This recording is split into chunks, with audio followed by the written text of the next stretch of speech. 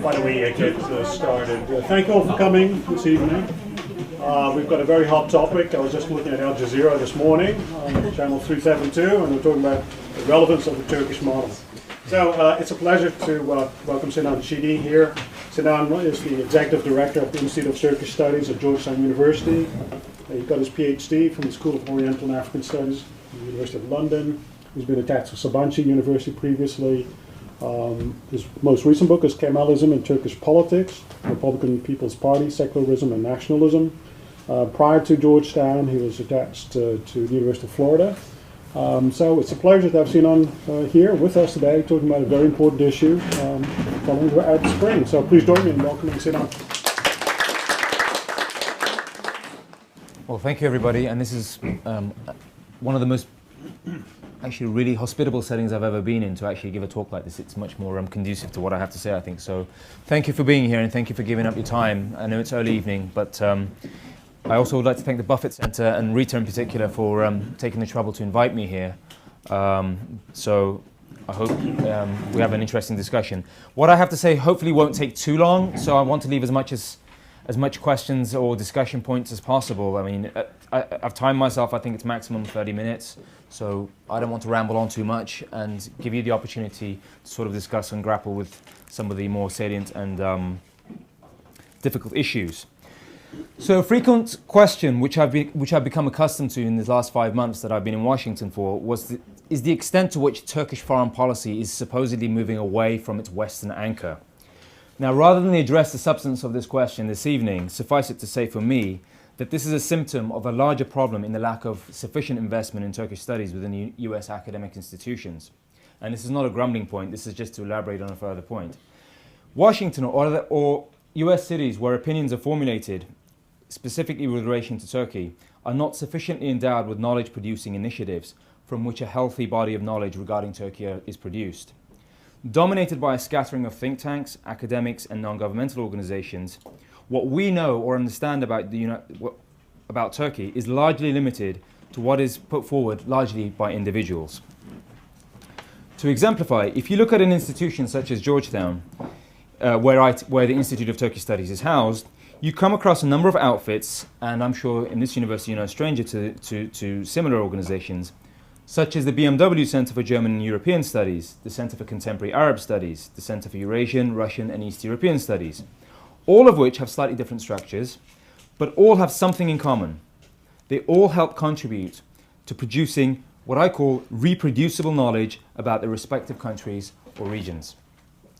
What I mean by this is, if you take a look at the BMW Center as a case in point, this is a well-endowed center, approximate endowment of joint endowment of about $20 million, which Georgetown contributing on the side. It is an interdisciplinary center with 13 or 14 faculty members ranging from political scientists, sociologists to anthropologists. The center puts on events, helps contribute to cutting-edge research, widespread teaching, and also collaborates with valuable institutions in Washington such as the German Marshall Fund and the Goethe Institute. All in all, the BMW and other institutional structures in Washington or at Georgetown help contribute to the idea of what Germany is or what Germany stands for.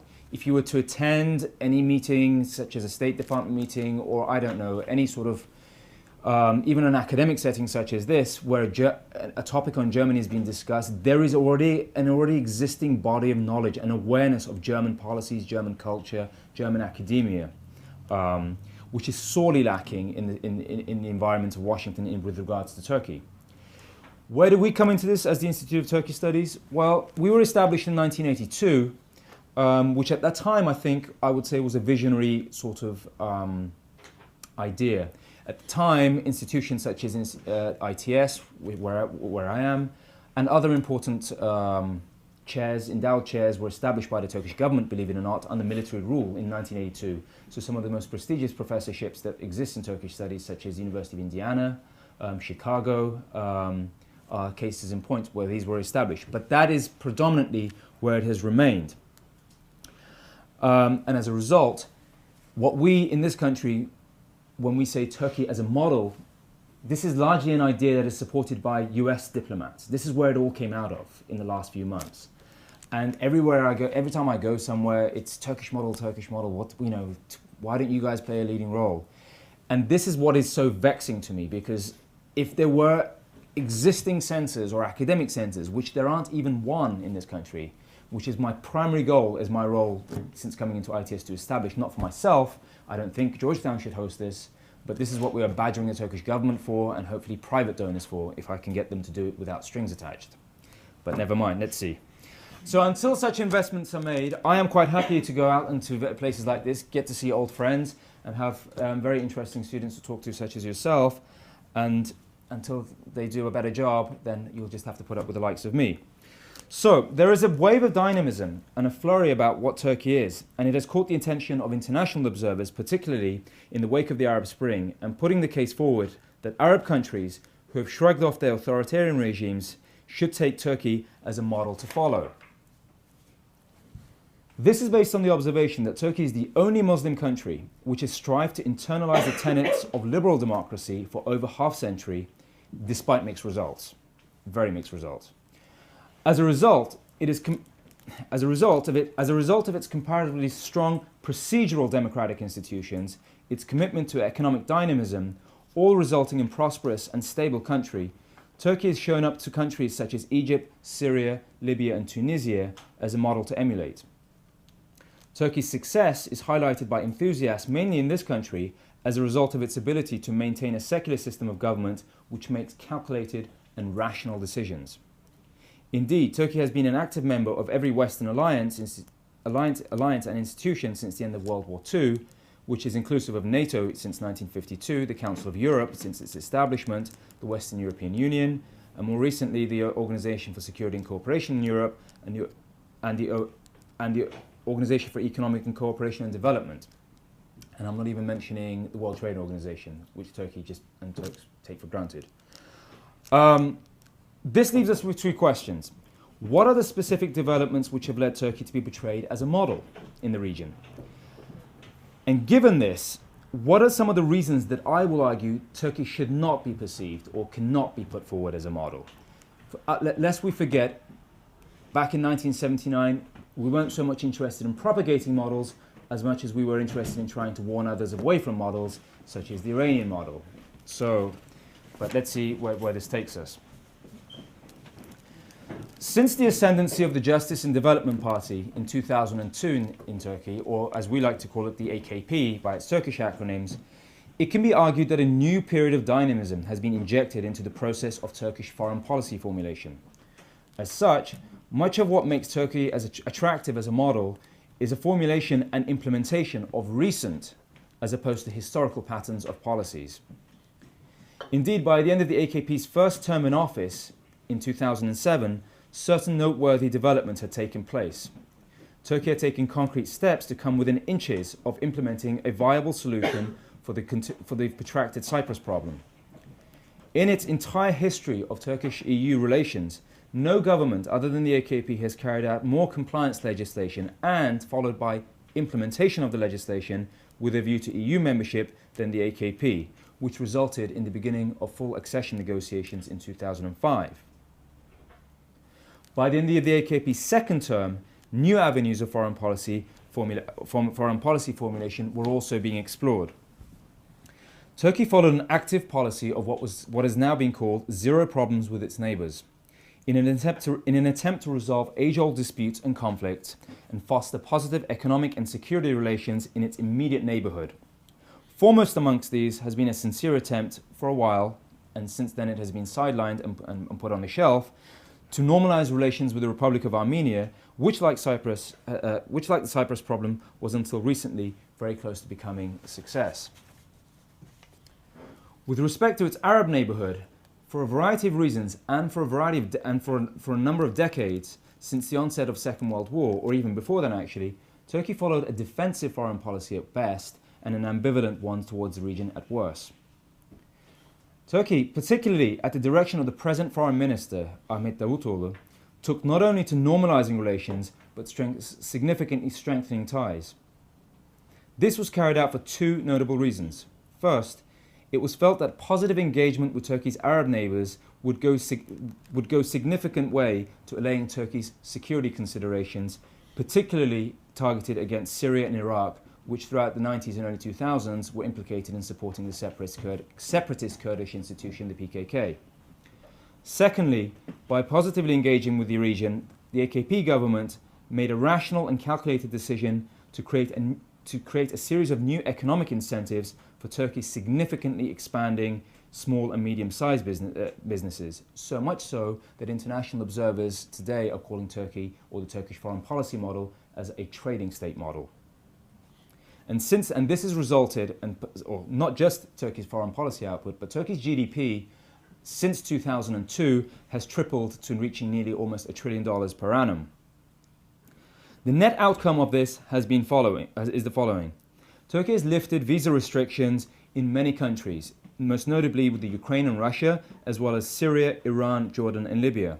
It has signed free trade agreements with Syria and Egypt. It has significantly normalized ties with countries such as Syria and Iraq, which it previously had come to very close loggerheads with. With the case of Iraq, Turkey significantly increased its diplomatic presence, not only with the Iraqi central government, but also established diplomatic ties with the emerging Kurdish regional administration, which is kind of ironic because this is something that they had ignored or denied for years at best.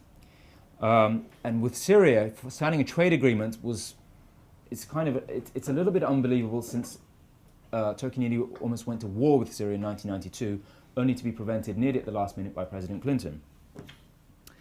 Turkey has significantly boosted its trade with these countries, so much so that Turkey has probably began to formulate what has been previously absent in Turkish foreign policy before. There was always thought to have been no alternative, no plan B, other than Turkey's approach and accession to the European Union. And that was largely predicated, apart from political reasons, mainly on economic grounds, whereby Turkish trade, or Turkey's foreign trade, was over 65% tied to the European Union.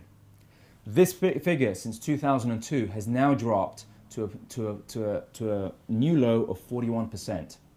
The remaining percentage points has now largely been transferred to some markets in Asia and Southeast Asia, but predominantly to the Middle East and North Africa region, going from 13% to now up to 21% in 2010.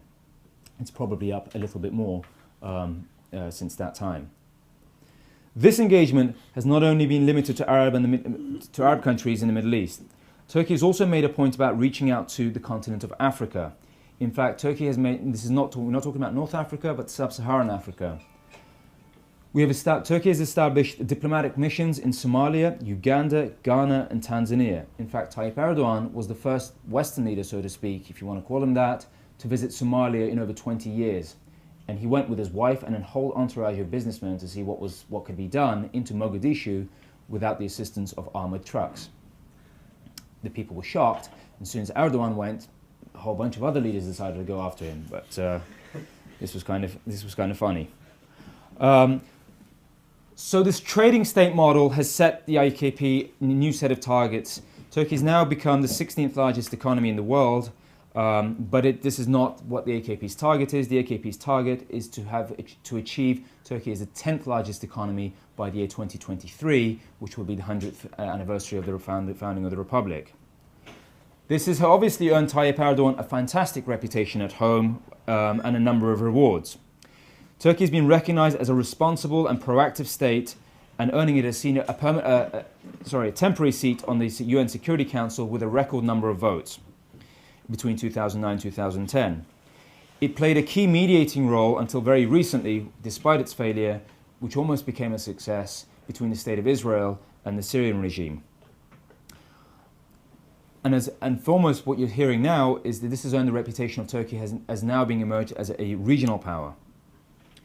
Under the AKP's near decade in office, there seems to be a reasonable body of opinion which agrees that Turkey has, under Tayyip Erdogan, become a model for these variety of reasons: the consolidation of sound economic policies, the lowering of inflation to single-digit figures, not now, 10% again, I think, the increasing of per capita incomes, providing opportunities for small and medium-sized businesses, which now forms the backbone of the Turkish economy, the growth of a domestically politically stable climate, as well as opportunities for new markets overseas. The provision of a politically stable environment which facilitates long-term business economic planning to take place, which was absent in any time that we've Turks know prior to 2002. Significant investment in infrastructure in the form of roads, airports, trains, transportation and health services, as well as more streamlined government process services. That's on the technical side. What analysts or academics that I've come across, or what we start to hear about is, apart from the technical details of what the Turks are doing, they're also saying, well, look at what Turks are doing with the Turkish Islam model. And so part of the AKP's model for success, or Turkey being promoted as a model, is based on how it uses Islam. And the best way that I've heard this described is to say that Islam is projected in Turkey as a, quote, a bottom-up model as opposed to a top-down revolutionary Islam where, quote, religiously motivated individuals seek to Islamicize their environments through grassroots activism and solidarity by performing social networks, emphasizing education, entrepreneurship, and the use of media. So given these factors, what is there not to like about the Turkish model?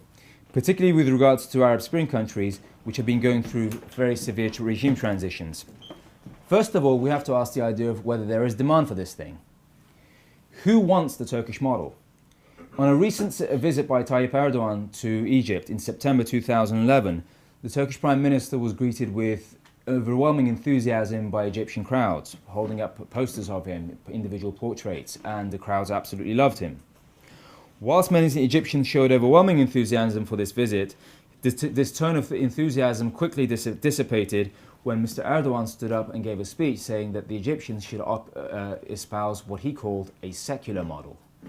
And this was, I think the Arabic word he used was grossly misused, which roughly translated as probably some reproaching that they should be godless. So that was very symbolic of the fact of the immediate rift between what Turkey represented to the people of Egypt on the emerging Egyptian regime vis-a-vis what Turkey represented in the region. So this being put aside, the issue of demand being put aside for a while, we can discuss this more in Q&A session if you like. If Turkey is to be propagated as a model, then what type of model are we talking about? Is it an economic model where countries should follow Turkey's example with respect to implementing a free market economy? Or is it a hybrid where one should espouse the characteristics of their Muslim identity but temper it with institutional secularism and establishment of institutional and procedural democratic governments on top of their free markets? If the former, many political scientists, I think, would argue that economic liberalism necessitates political liberalism. If the latter, then I would surmise that this is a little more difficult to achieve. Whilst there are attractive elements of the Turkish model, I believe that these are extremely hard to emulate. And I'm going to launch, and the main reason I argue for this is from the basis of history, which I hesitate to trample upon because I am less than an amateur historian, and I like to think of my advisor as having trained me as a political scientist. But put simply, Turkey has had a greater experience at building the institutional and procedural norms of democracy than any other country in the region, with the exception of Israel. The net experiences of what makes Turkish democracy is a product of Turkey's own turmoils. As stated earlier, whilst Turkey is the only Muslim society which has been striving to consolidate the tenets of liberal democracy, Turkey's experiment with democracy, or more specifically, the institutional arrangements and process which help foster democratic governments, has been in the making for approximately 2 centuries. Various Ottoman administrations from the mid-19th century undertook a variety of initiatives, all in the name of reforming the administrative and military capacity of the Ottoman Empire in order to prevent, firstly, military defeats at the hand of the European powers, and as a result, prevent territorial losses. To highlight some of these initiatives, these resulted in the establishment of rational bureaucratic government agencies within the theocratic Ottoman Empire, the training and appointment of professional administrators into government posts, the limiting the role of religious civil servants in the practice of statecraft, the introduction of positive and social sciences into the curriculums of the newly emerging Ottoman public administration, military and medical academies, and the promulgation of secular laws and legislation. These developments then led to increased elite discussions on what is perceived to be legitimate government, what is the role of representative government, and the limitation of sultanate and monarchical powers, prerogatives, and absolutist rule, resulting in the establishment, albeit for a short time, the first Ottoman Parliament in the mid-1870s. This also led to the ideas and the development of the concept of nationhood and national identity within the Ottoman Empire, within a variety of cultures, last of all, the Ottoman Turks themselves. An increased curiosity amongst the elites for the concepts of empiricism, scientific method, and the development of skeptical and rational mindsets among societal elites. So those are my historical grounds. It was on the back of these developments that started in the mid-19th century that the Kemalist mindset in the early 20th century developed and flourished. Modern Turkey's republican regime, predicated upon institutional secularism, plurality of societal forces, institutional democracy, are a manifestation of the thought processes which began in the 1800s, but which matured and came to life under Turkey's republican regime. This is far from saying, however, that Turkey's state-society relations function perfectly, or far from it. The best definition of what I was taught democracy is one that was defined as a risk, and a model of governance which has no end state but an ongoing process. In this light, Turkey has and continues to have many seemingly intractable social cleavages and breakdowns in democratic governments in various times in various ways. Despite introduction and passage into multi-party competitive politics in the late 1940s, the country has experienced no less than 3 hard coups and continued interference in politics by the armed forces. It continues to struggle with reaching a state-society model where minority rights are guaranteed and safeguarded and effectively maintained and implemented and safeguarded by legal practitioners. It has trouble defining with what the role of religion in society should be or could be. It has difficulty in consolidating the major tenets of liberal democracy, such as the rule of law and freedom of expression, although it has never stopped trying to implement them. Finally, one must also take into consideration that aspects of the Turkish model are also under threat and are beginning to lose their attractiveness. On the international level, the policy of zero problems with its neighbours is starting to look like a policy of zero neighbours without problems. Prior to the beginning of the Arab Spring, Turkey had established good relations which significantly boosted trade and economic and security relations with Syria, Libya and Iraq. When we look at the picture today, Tayyip Erdogan has taken a very oppositionist stance against the Gaddafi regime once he realized that the leader was going to be toppled. The future of Turkey's business interests in Libya, which are significant in the billions with respect to the construction industry, possibly I would go as far as to say that Turkey has the most vested material interest in Libya with respect to the construction sector. These are uncertain at best because we don't know what kind of regime is going to emerge there. Similarly, with respect to Syria, Turkey had helped mediate come very close to brokering a very significant deal between the Syrians and Israelis. It signed a series of bilateral security and economic agreements, not least of all a free trade agreement with Syria. Tayyip Erdogan and Bashar Assad, with their wives, were holding hands and going on tours together. Today, Turkey is the staunchest advocate of the toppling of Bashar Assad, and this is where US and Turkish foreign policy coordination is at its most congruent levels. Having said that, this has significantly impacted Turkey's economic interests, and this near border cities such as Gaziantep, which significantly relied on Syrian business interests, has ground to a huge halt. With the case of Iraq, the Turkish government had gone to great lengths to conclude trust-building initiatives not only with the central government but also with the Kurdish regional administration. Turkey has opened a consulate in Erbil, which if Iraq does break up and shatter into 3 or 2 entities, the Erbil consulate will then be transformed probably into the Erbil embassy. With the removal of US military forces in Iraq and the now ensuing struggle between the Shia and Sunni leadership, it seems that Iraq's future looks uncertain at best as well. All in all, it can be said that the Turkish model relied on building good ties with its neighbouring and regional countries, which at the time involved getting close to and building relationships with singular authoritarian leaderships, which have now either been overthrown or are under immense pressure to step down. This has cast a dark shadow on Turkey's ability to be a trading state, as many business transactions and trade deals, especially in these countries such as Syria, have been curtailed on account of continued conflict.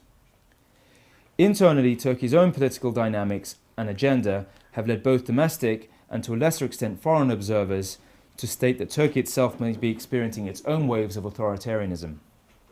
Since 2007, numerous journalists, academics and military personnel have all been charged and placed in jail, pending trial, for allegedly trying to overthrow the democratically elected government of Turkey.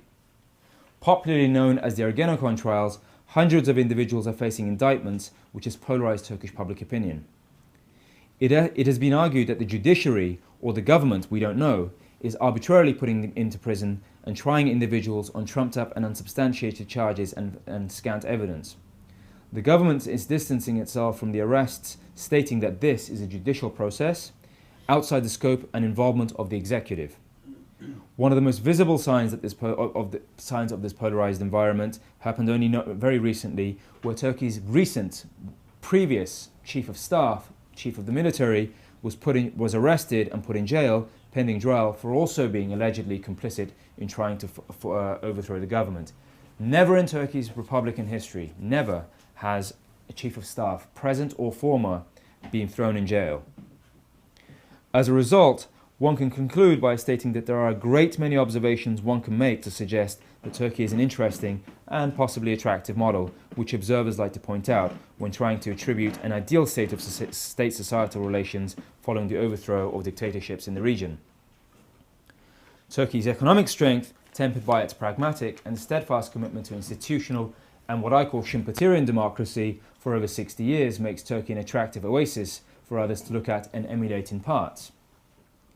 We should also not forget that this model, the Schumpeterian model, or the patterns that began in what I refer to as in the 1800s, could not have progressed had it not been for Turkey's accession adventures with the European Union. Put it simply, the European Union's soft touch or soft power influence over Turkish democratization has been immense, to say the least. This said, I would like to conclude by making the point that systems of government are one thing to emulate, such as establishing institutions in the form of parliaments or laws or representative government and types. However, what one theorist of democratic theorists has referred to as patterns of democracy are more difficult to achieve, and it must be observed that democracies are unique in their own rights. Internalizing the rule of law, where everyone is equal in the eye of the law, giving as much breathing room and resources for political opposition as that of the incumbent, enshrining the values of total freedom of expression, speech, safeguarding the rights of minorities, and accommodating oppositionist views are traits associated with liberal democracy.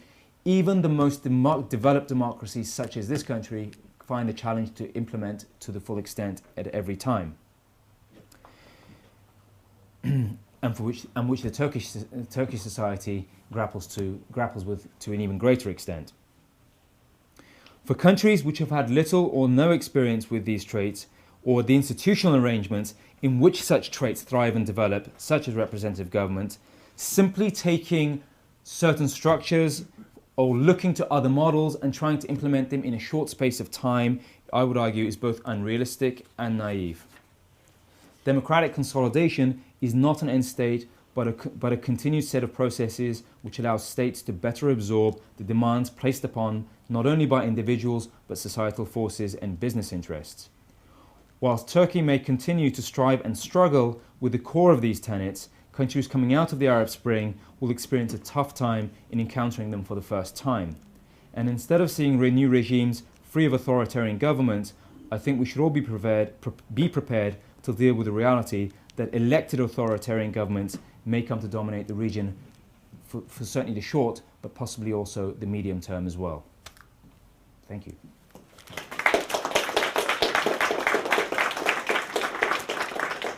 So the floor is open for questions. I'm not going to direct traffic, so if you raise your hand, Professor Ciddi will recognise you and take it from there. Oh, and Rita, so we were more time conscious, so we need... No, we have it. Okay. The floor is open.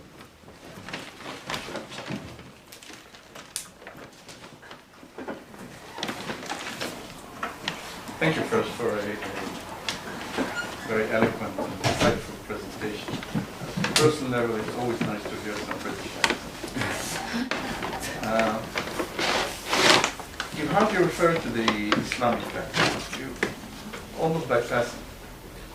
And I wonder, when people speak about the Turkish model nowadays, and they look at Egypt or other places where Islam has strengthened, they say, oh, nothing to worry.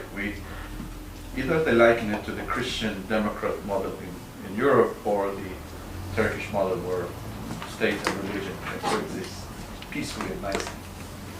So, you, as I said, you hardly refer to that. So, the present regime, as far as the Islamic goes, what are they?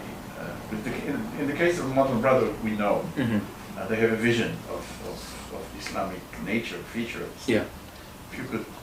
On the Turkish level, what do they... I think on the Egyptian level, Muslim Brotherhood, Yes. one can know what Yes. the aspirations are. What is it in the Turkish case?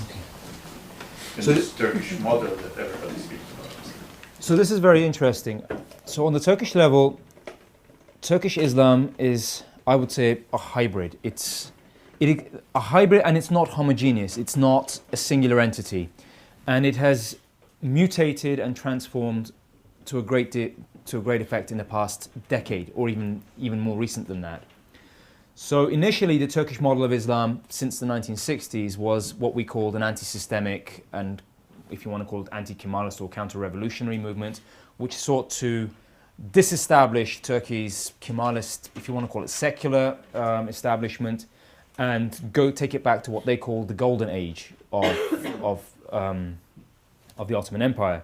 And they suggested that Turkey's contemporary or modern social ills, social and economic and political ills, such as the fact that Turkey's GDP was so low and per capita incomes were so low, and that there was a lot of social, ethnic, sectoral, interfaith strife for decades in Turkey, was all predicated on the fact that Turkey had somehow distanced itself from its roots, its core.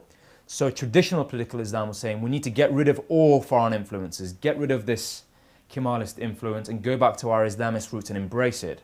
And that's what the Welfare Party under Necmettin Erbakan for decades predicated upon, and under which the present AKP, the Justice and Development Party, came out of. The reason why that changed, or was destined to change possibly, some would argue, was each time that challenge upon the status quo, the center of the political establishment, was made by the Islamists, and the most successful challenge that was mounted in 1995 in the general elections, when they achieved the highest electoral share, not at 50%, but the single party which got the highest number of votes and seats to form the government. A soft coup, that we like to call it, a postmodern coup at the time they called it, these guys were toppled. And they were severely undercut by the military, not just toppled from government, but their sources of power, their respectability, their ability to organize themselves at very fundamental levels was stripped away from them. And then Tayyip Erdogan rose up basically as a popular mayor of Istanbul and as a strategist and thought, we cannot continue this challenge this way.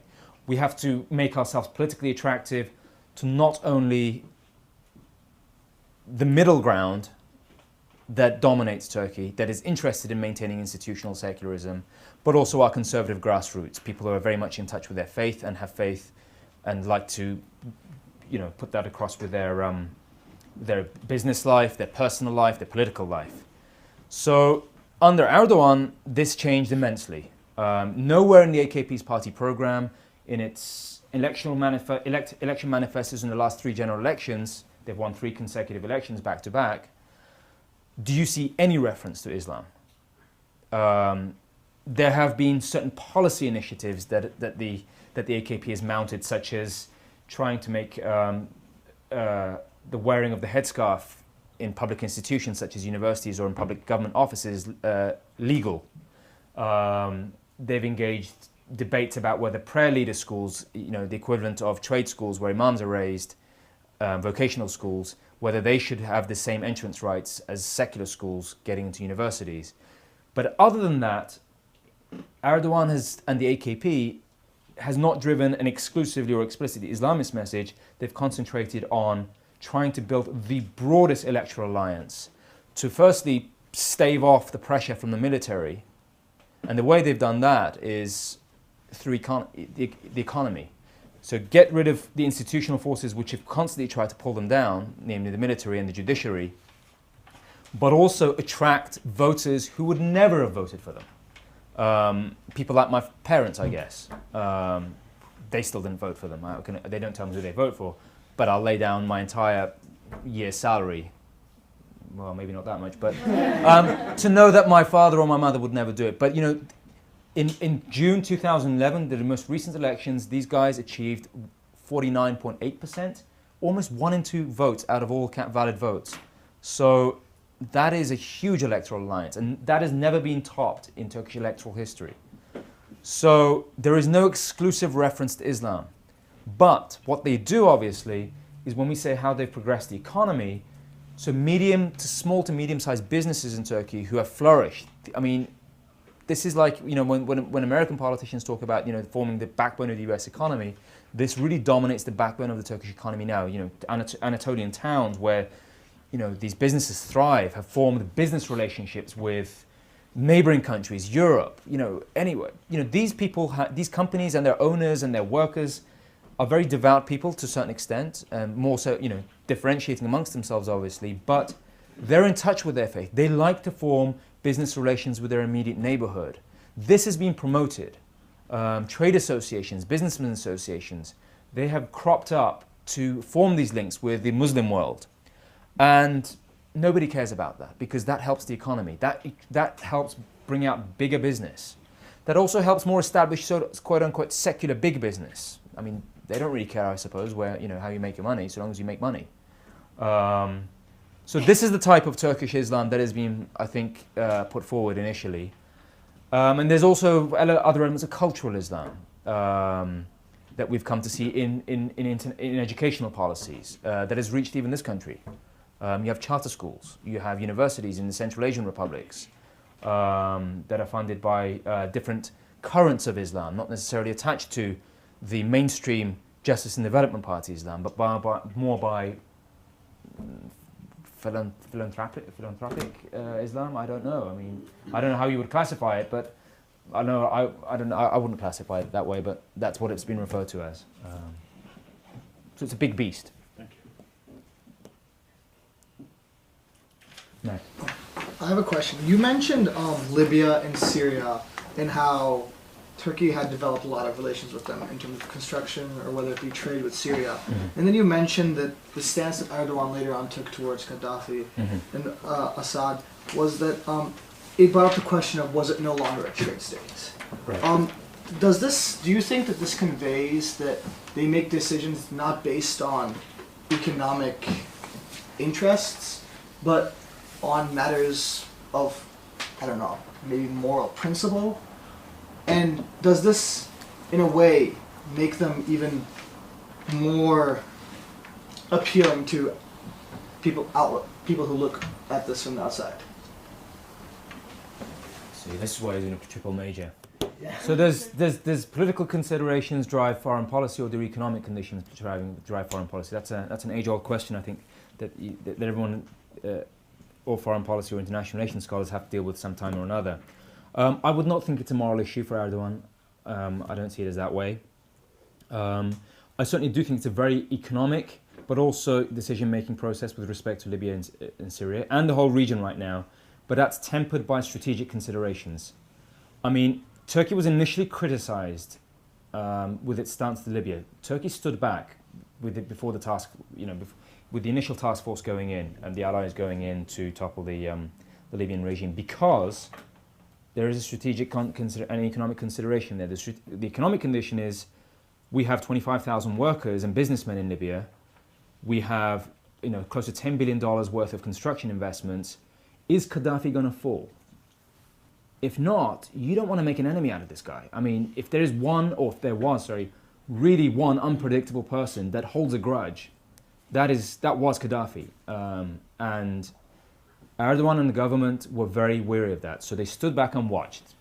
That's the economic situation. Once they realized that the international pressure was mounting on Libya initially, followed by military action, and then when they saw the United States was firmly committed to making sure this guy fell and fell hard, then Turkey thought, okay, now we don't want to be outside of this. Then the next prerogative becomes forming good relations with the transition regime, which they did. They supplied $100 million to the freedom fighters, etc., aid, etc., sent over an entire flotilla of naval ships and military assistance, assisted with the evacuation of foreign personnel in the country, because that's the next step. You don't want to be left out, seen as not supporting the alliance that is committed to toppling the regime, and you also want to make sure that you get on good terms, based on your best guess that regime is falling. Same with Syria. We waited with Syria, and again that makes sense because Syria almost represents bigger trade interest. It's a much more bigger trade interest for us. That's border trade. Erdogan invested much more personally with normalizing ties with Syria. They removed all the minefields between the borders. Free trade agreement. That's a big one. I mean, the city of Gaziantep now, 60 miles from the border. It's a huge Turkish city. The malls are empty. NPR did a thing on it like a couple of weeks ago, where they had Peter Kenyon in one of the malls just walking around. It's empty because Syrians cannot come across the border, and businesses are just demolished. So the government is trying to sort of find new markets. They're trying to sort of bypass Syria, get manufacturers in the region to sell their goods to other countries. So for this government, I think they've been accused saying, well, they're doing a wait and see or make it up as you go along foreign policy with the region, but that's sometimes a lot of what foreign policy is. I mean, this was not of their own making, to be fair to them. I mean, one of the harshest, on the Turkish side, they're saying the AKP's foreign policy has collapsed because Turkish critics are very vocal about this, saying, look at this, zero problems with neighbors, come on, it's a joke. Well, Erdogan didn't precipitate this. If there is one fault, you don't want to get too chummy with less than hospitable leaders that have shady records of But who do you talk to? That's the leadership. Everyone was talking to these people. So, yeah. So I agree with you that the advice to follow the Turkish model might even seem silly at the first, when we look deeply into it, because there are various historical reasons why this model cannot be replicated completely. That said, I think there's still room for some analytical engagement with what countries may be better candidates for following a similar model as opposed to others, rather than reject as a whole that this kind of historical trajectory may be followed in other places. And I think it maybe not, for example, Yemen or countries of the Gulf, but actually Tunisia and Egypt are very good candidates for a lot of historical reasons for following a similar model. First, because of the state tradition being entrenched in these countries for a long period of time, and also because there's actually very traditional social cleavage between the secular part of the society and the traditional part of the society existing historically, and almost to the same degree of for example, in Tunisia with the Sahel, with the coastal areas and the inner areas having this kind of conflict, which actually in Turkey too, it holds to some extent. So my point is, don't you think there's some room for analytical discussions of where this advice to follow the Turkish model might be, more? Yeah, and this is that was me trying to be, I guess, a little. That was me being Huntington with the third wave, or with Clash of Civilization, saying this is what's gonna. But it's open to absolutely. And I would agree with you. I mean, when I look at when you start singling out countries, I do agree with you. I think the best chance of a country that this country would like to see as a stable democracy that it can deal with, but more so for the people of Tunisia who are interested in having a predictable and long-lasting state, that's territorial integrity with the opportunity to prosper. Tunisia is my absolute, I'll have my money on it. And similarly, close behind that is possibly the possibility of Egypt, for the very precisely the reasons that you've mentioned. There is a very strong state tradition there, and I didn't want to do that. My actually main point about all of this is I think when I listen to all the debates surrounding this issue, I actually look at it from the point of view of, Turks love this debate. Look at it's very gratifying for them. But I look at it from the point of view as like, I just see it as slightly arrogant. I mean, I'm a Turk and I'm proud of certain aspects of Turkey, and I do think that Turks are the worst critics of their own country. I think we have immense problems. And, Turkish journalists, columnists, and political scientists, when we look at our state-society relations, how we, deal with deal's a bad word, how we accommodate our minorities, how just finessing our democratic traditions, it's intensely problematic. But these elites also have, the journalists, the academics, we tend to be overharsh to a point where we don't recognize some of the achievements that we've made, Turks are infinitely freer today as a society than they were even 10 years ago. One of those areas is, for example, expressing their sexual identity. It's still not a done deal where everybody, every person who's, transgender or homosexual can go out into the streets and proclaim it, in every corner of the country. But, this is something that's, people are so much more free to express this in different ways than, with the judicial system, although the judges might sort of look at, violations of their rights as kind of, still strange and maybe grotesque to them, but they would have to rule on what's in front of them. And this is something, I guess what I'm trying to say is, on the one side, there's this arrogance that Turkey should just be followed. And on an internal side, Turks don't see the progress that has already been made as well.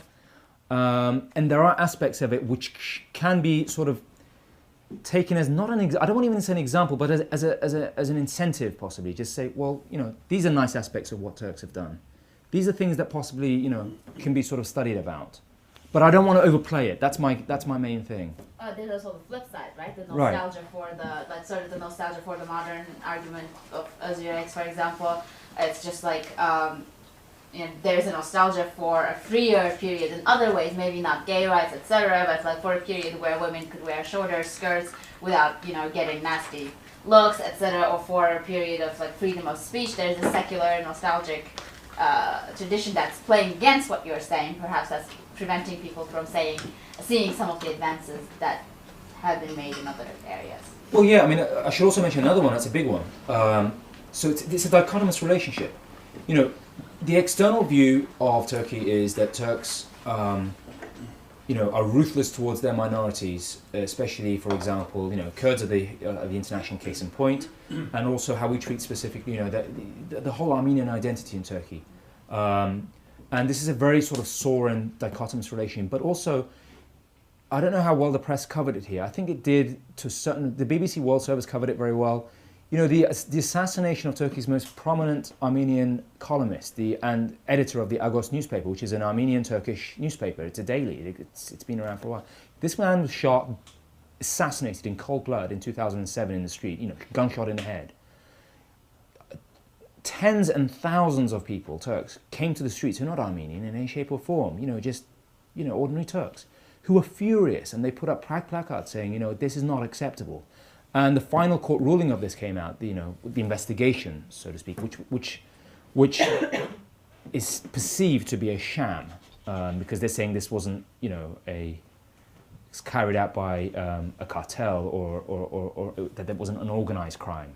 And the evidence seems to suggest that it was. And again, 5 years afterwards, many ordinary Turks, tens and thousands of them, were like, devastated and really angry with this. And this is another thing that goes to to the root of Turkish democracy. This would not have happened 15 years ago because they would have been too scared. People would have not come out on the streets. So yeah. Oh, sorry.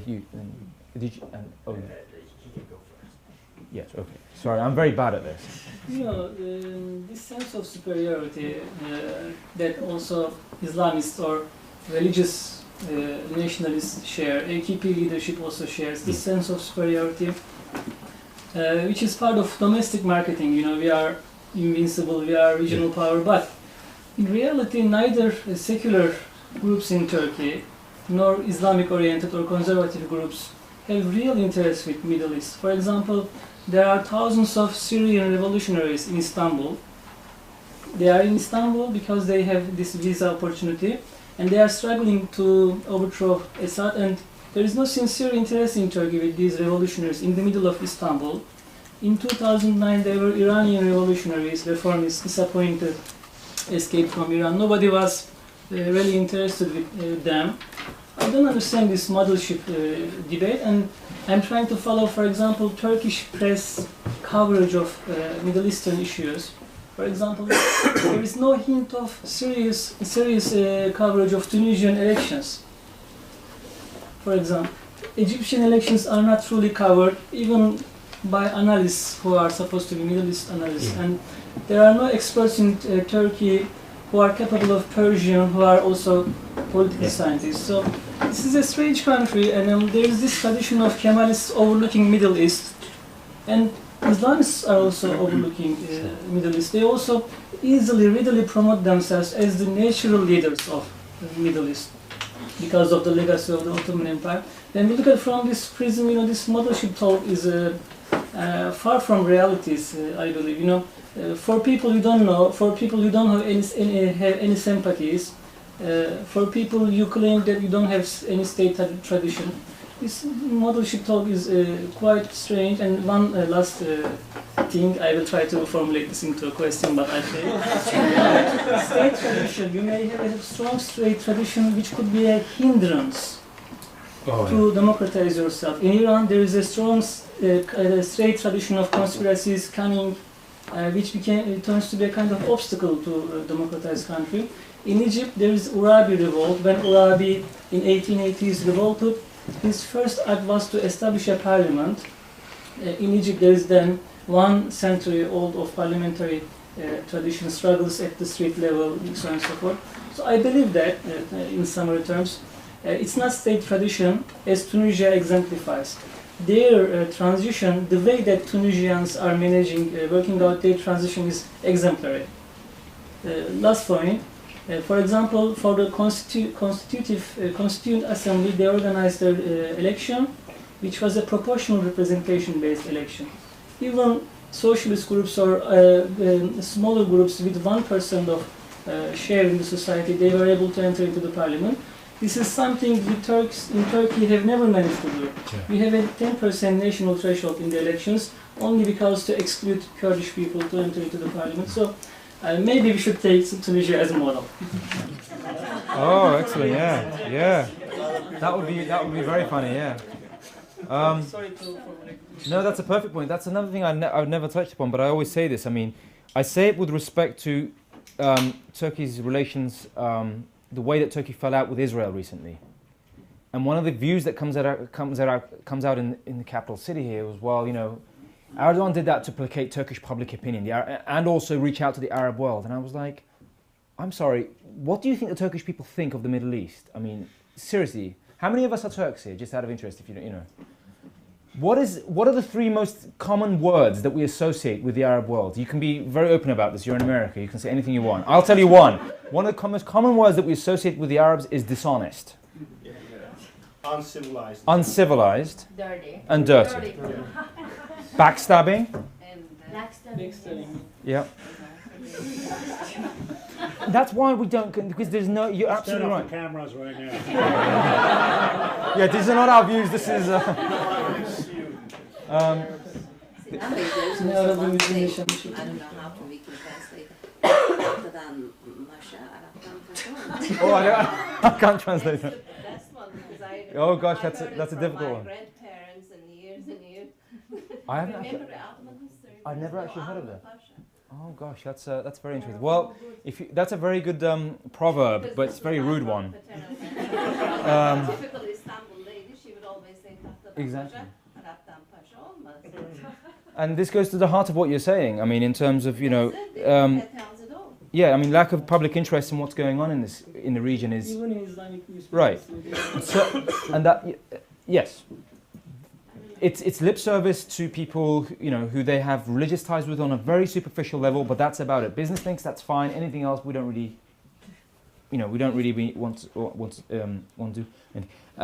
And another thing is with respect to, this is even more worse, I think, With respect to what the government has done with bringing up the case of Algeria and the atrocities committed by the French administration or the French imperial administration in Algeria in response to the passage of the Armenian Genocide Bill in the French Parliament, the Turkish government has responded saying, well, we're now going to legislate on an issue saying the French committed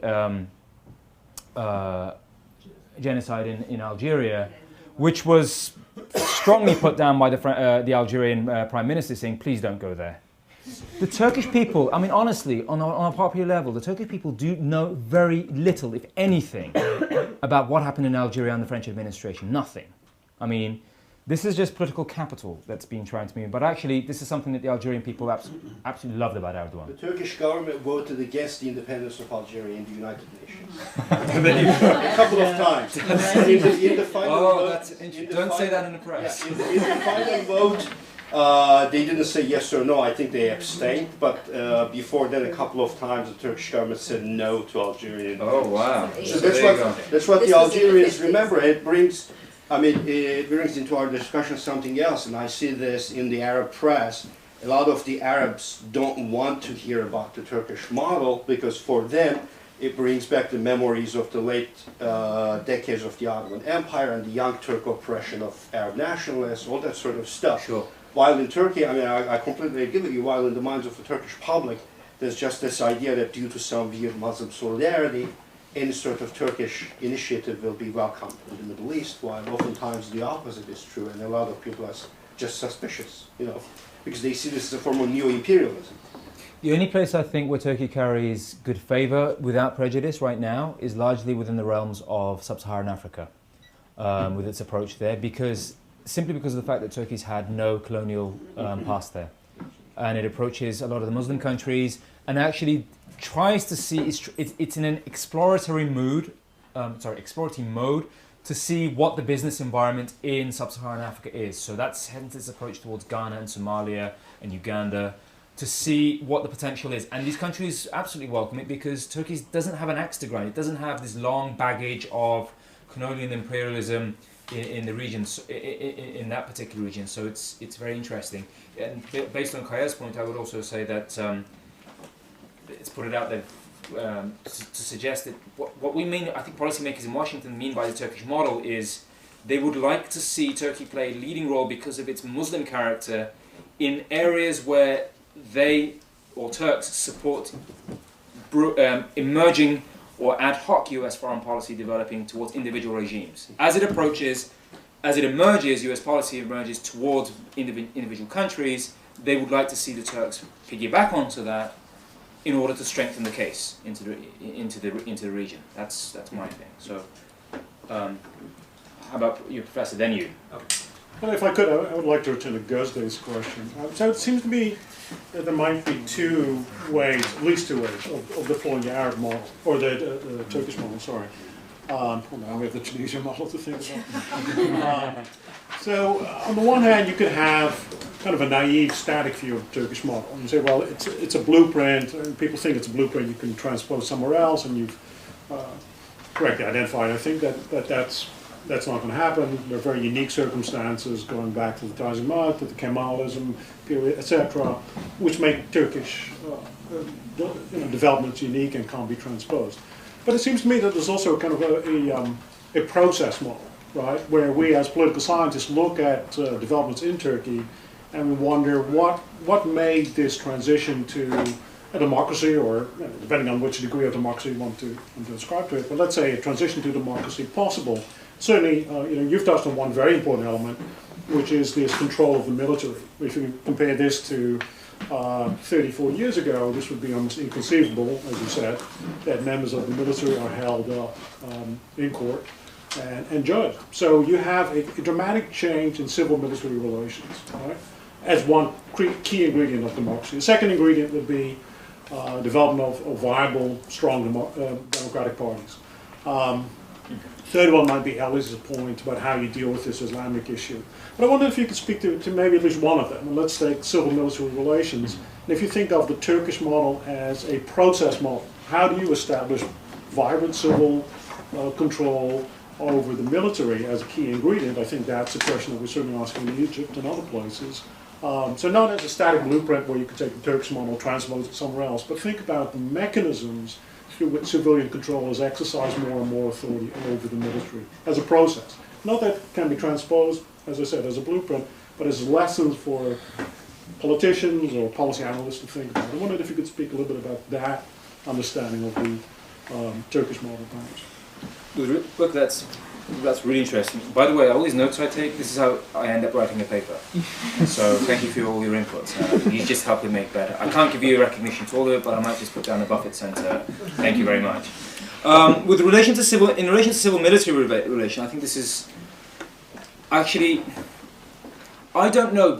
I think the jury's still out on whether Turkish military has been civilianized, although there seems to be the Gülenist movement, or certain aspects of the Islamist movement in Turkey saying yes, that's it. The Turkish military has been brought to bear. It's firmly under civilian yoke. I don't know. Possibly. I mean, it's too early to tell. We only arrested the chief of staff less than a month ago. I mean, I don't know. And obviously, there's been more general. There are over 43 generals and admirals who've been placed in jail. So that's pending trial, and that's never happened before in Turkish political history either. As to how the Turkish, but let's say for the sake of argument that it has happened. The one thing to mention about Turkish civil-military relations is this is actually one of the two Huntington books that I like. One on Praetorianism, actually kind of makes sense to me. He's got a better case study there than that dreadful work, The Third Wave, closely topped by the Clash of Civilizations. But the Turkish model, as he puts it, is one of the it's one of the few models, civil military models, or the military model, that doesn't fit neatly into his categorizations of what type of military regime Turkey is, or the military behaves in the political realm. And that's based on the fact that the Turkish military has never been comfortable by itself assuming power for a protracted and prolonged period of time, and as every coup that's ensued, or every emergence into the political realm, has been offset by a timeline of withdrawal on the one hand, but institutional establishment of remainders, markers to be left in the political system that helps them influence it, either very explicitly or in the early 2000s very distantly, and now, as far as we can see it institutionally, very much out of the picture. How have they achieved this? How has this been achieved? Well, what we are privy to as analysts or observers, I mean, it's very fresh in our minds. This is a very recent occurrence, mainly in relation to the presentation of very explicit materials alleging that the military organization or factions within the military, militaries within the Turkish military, were attempting to organize very explicit attempts to overthrow the government in the early 2000s. And it's on the nature of that evidence that the government has empowered the judiciary, the prosecutors, to just, I don't know how they've done it, but just say, take it on, go for it. And as a result, the state prosecutors have moved on very high-ranking officers based on very hard evidence against the military, which seems to be the strongest case of these so-called Ergenekon trials, as opposed to the journalists, academics, and other, seemingly, I think, ridiculous arrests. That's my opinion of half the. But when you look at the military aspect of it, when they dig up, weapons dumps, grenades, launchers, and whatnot, heavy artillery, signed orders, of secret plans that then, journals kept by admirals about, how they were trying to implement this, whatever. It's on the face of such evidence, which the military has been very subdued, and they cannot really push back on that. That's one aspect of it. But also, from the military standpoint of view, I think civil-military relations have come to a point whereby the business of coup-making in Turkey, or just the business of coup-making in general, is a very, very costly business. I'm not talking costly business in, how much it costs to put on a coup, but coup-making in the sense of paying a price for this.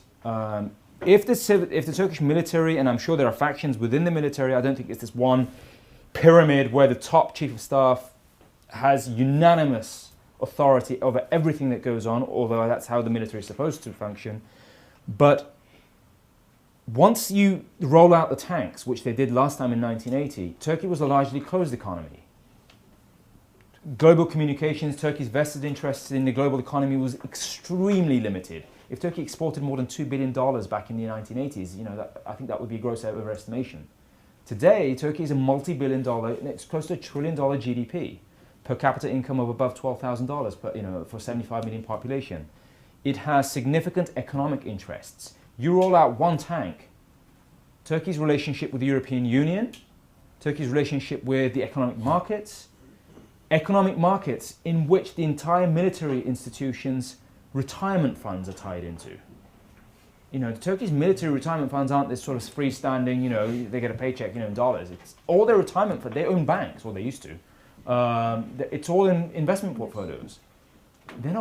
It's a very costly business. And Europe, although the Turks aren't very enthusiastic about European Union membership these days, if and when they do become that again one day or whatever, or maybe not, they don't want to be the one that's blamed. The military institute does not want to take the fall for things like this.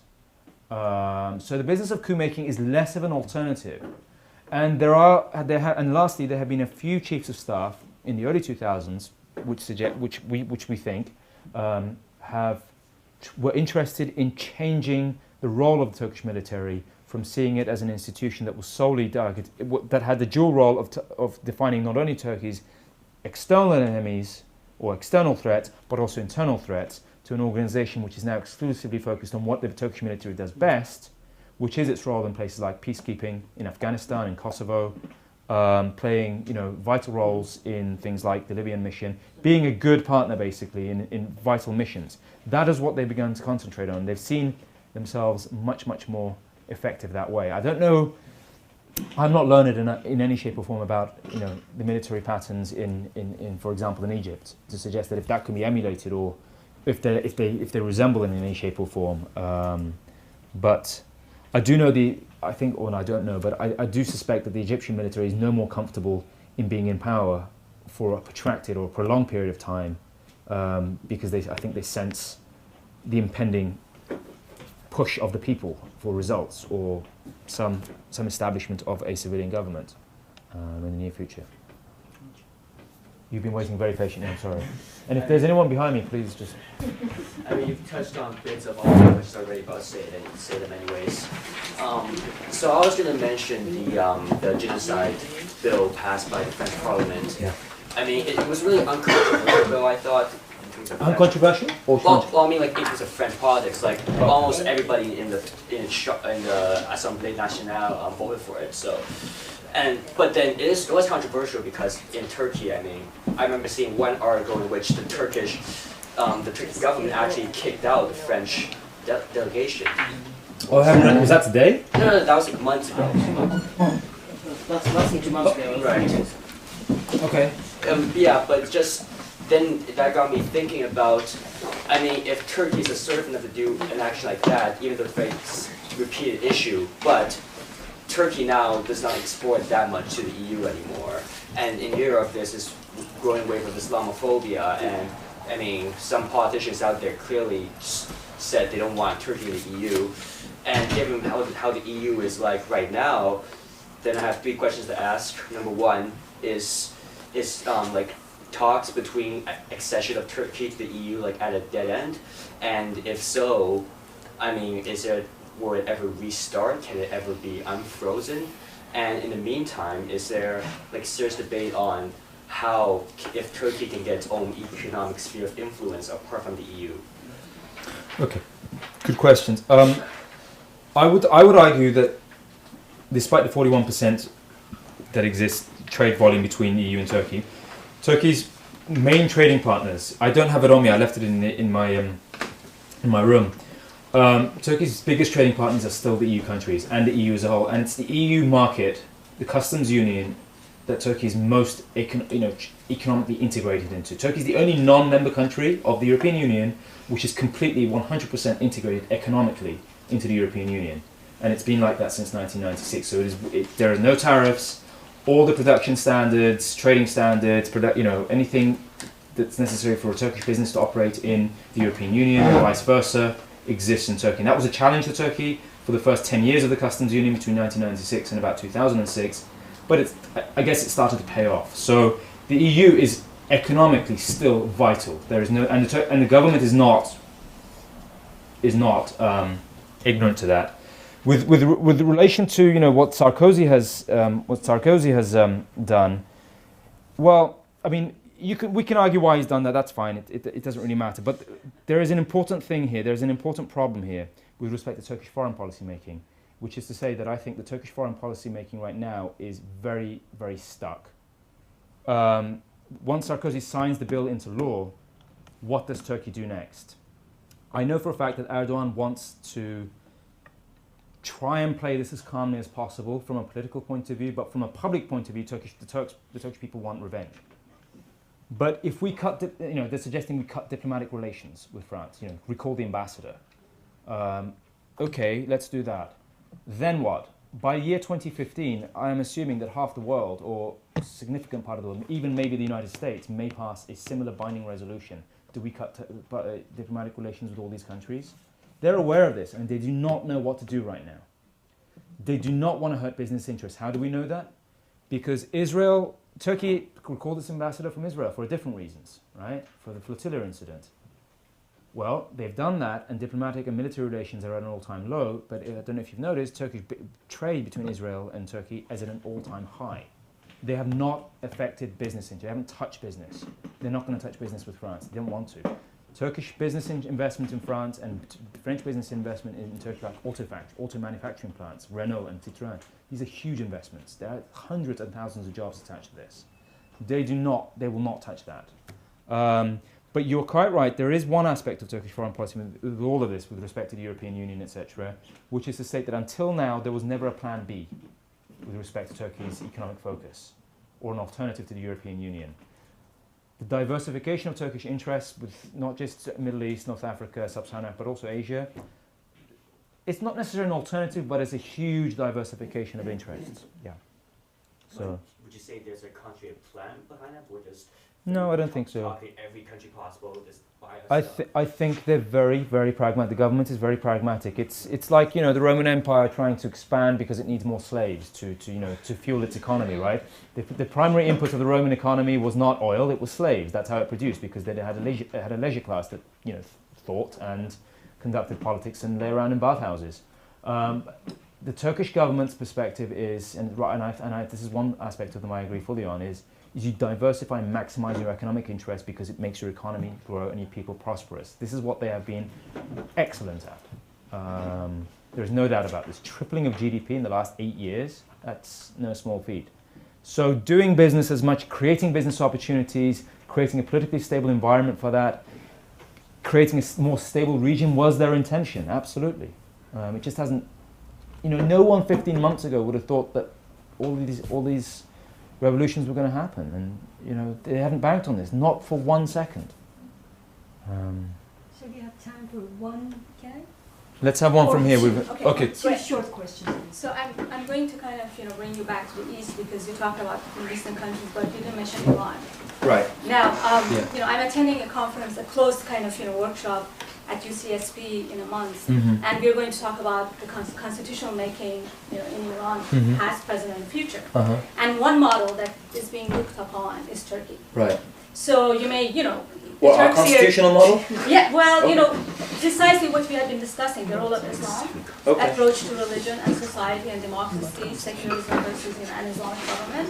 So I don't want to kind of downplay, the role of Turkey as a model, because historically, Iran and Turkey have really kind of moved on a parallel path till 1979, right? So Iran adopted top-down model of Islamization, and Turkey, has gone through, kind of below up. So in Iran, there's still this talk of, opening up, establishing some sort of soft Islam, at least outside Iran. And I think Turkey is being considered a very serious model. By the Iranians? By many Iranians in diaspora inside Iran. There's, Iranian tourists to Turkey, rank second next to, I think, Germany. So there are a lot of Iranians who come to Turkey, look at Turkey as a model, and they would like to see Iran develop along that path. Right. So I think it's a viable model. But the question is, what's Turkey doing? You know, what is its relationship with Iran? Okay. And I think that's a very important topic. Okay. I'll take the last question as well, so we can. Well, it's just a little bit related. It seems like Turkey's model has been closely tied to economic endeavors, not a model of necessarily secular instruments, but of almost, put it boldly, seizing the moment. Seizing economic moments that they can capitalize on. And they haven't touched those structures in place, despite the last year. And it even seems that they were searching for more spheres of influence with their economic endeavors before the Arab Revolution began 2 years ago, when they started moving into sub-Saharan Africa to look for almost microfinance the same small scale, middle scale businesses that their economy started to flourish under. They started to seek microfinancing opportunities in sub-Saharan Africa. So are they really starting to shift from their regional focuses? Are they shifting a little bit? Okay. With respect to Iran, I think this is a very precarious relationship. The Iranian regime does not trust the Turks, and the Turks don't fully trust the Iranians. You're not talking about the regime. You're talking about the people. Okay.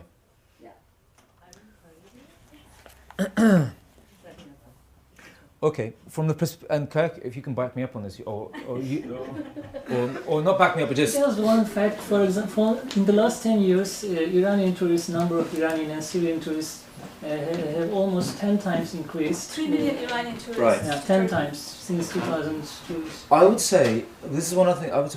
What do the Turks know about or understand about the Iranians? I would go back to this. They don't know much. Right, it's true. And it's insulting. It's insulting to Iranians, and I've seen this. It's really bad because they cannot differentiate between a person who's from an Arab country and from someone who's from Iran. They don't understand the difference. I interact with the Turks a lot, and I'm Iranian. Oh gosh, I'm so sorry. You're wrong. Really? You're wrong, because the Turks always remind me that they think very highly of the Iranians and the Persians, because it's part of their cultural identity. But they may say just to be nice, but No. ask them to put Tabriz on the map. Oh, they can. They always do. They always ask me if I'm No way. I grew up in Turkey. That's my interaction. Yeah, but the same negative sentiments we talked about earlier, I would agree with her, that doesn't apply to Iranians. But there's also that saying that we have saying, like Iran. You know, when Turks say, if you, that, for example, many secular Turks, for many secular Turks, the way I see it is, if you want to live like a, you know, Kemalists or secular Turks, very rigidly secular Turks who do not like the Islamists in Turkey or the AKP regime, one of the common mottos in the last 8 to 10 years has been, if you want to live like Iran, go over there, or Saudi Arabia. But not anymore. Turkey has changed. You have to go there. I might have to side with Kaya on this because. I just came back from there. I've been there for the past few months. Okay. I don't think that's the case. I read your book But about can I say something? You know, secular Turks have reasons to dislike Iran, and Islamists have reasons for you to discriminate and Shia, right? I'm going to bring it back. We had 2 questions on the table. I know we can have this post-game analysis for a while. But I'm going to give Professor Ciddi, we have about 5 minutes left, so you can, if you wish to respond to both questions, we'll take it from there. Okay. With respect to, was your question, sorry, a shift in focus? Is there a shift in focus? I honestly don't see it as a shift in focus. I don't see the AKP looking at, you know, trying to, unearth 50, 60 years of foreign policy, dump it, and just venture out on their own. That's not the focus. The reason why, the reason why I say that is because it's prioritization in foreign policy. For some of their reasons, for some of the reasons of their making, and some of the reasons of their not of their making with respect to the EU, Turkey has put the back burner on the EU accession process. Of not their own making, despite the fact that even Turkey completes every single requirement of the accession protocols, the 35 chapters, this will never alter the fact that EU accession process for every single country that joins is a political process, by which I mean every single member of the 28 members now, Croatia joined, has to say yes. If one country says no, it can be for any reason. Cyprus. Right. No. Right, it's a political process, right? That's why they got the Cyprus. So a lot of chapters are blocked. We cannot progress with that. And the Erdogan government, you know, the accession negotiations began. And some of the, you know, to a certain extent, I don't want to go into too much of how much they did and how much they didn't do, but some they tried and it hasn't worked. And on the other side, the EU has pushed back. The French regime and the German regimes have pushed back for for a variety of reasons. It's stalled. When I say it's from a process of prioritization, if you look at Turkish foreign policy making from the position of the foreign minister in the government, there is, I can't say the word, I'm on camera, it's a rude word, there is a S-storm, right, in the entire region. We don't know what's going to happen with Iran. Iraq worries the hell out of Turks. The disintegration of Iraq is a huge issue. How Iran will stand towards with Syria collapsing, and what will happen to Israel or Israel's response. We don't know the dynamic, the dyads of relationship. I think Professor Mearsheimer would sit here today and say, "See, I told you guys. Look at this mess. Bipolar system is the best." From a standpoint of prioritization right now, and for the last 2 years, the EU and Cyprus, the Turks couldn't care. I mean, it's not going to move. It's right now, it's damage control, and Turkish foreign policy is trying to be engaged in being a sane voice, a mediating voice, hence calling the Iranians to the table between the European Union and the United States, just say, come to the table.